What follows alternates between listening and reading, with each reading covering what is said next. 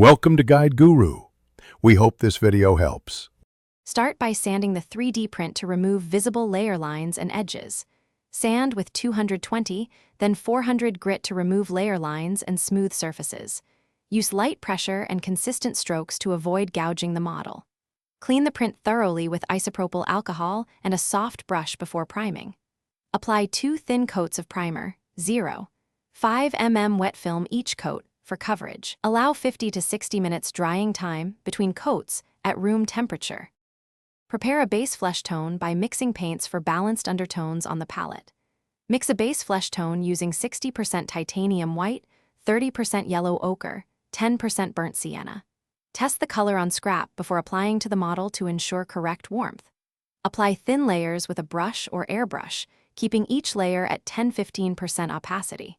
Use glazing medium to thin paint and build smooth translucency over 3 to 5 layers. Let each glaze dry for 20 to 40 minutes before focus on small details like veins, freckles, and subtle reddening in joints for realism.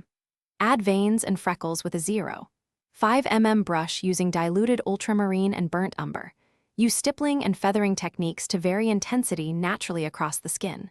Highlight raised areas with a 5% lighter mix and feather edges for gradual transition. Apply selective washes to deepen creases and a thin drip brush for texture on raised planes. Seal the painted skin with a matte varnish in 2 coats, allowing 30 minutes drying time between coats.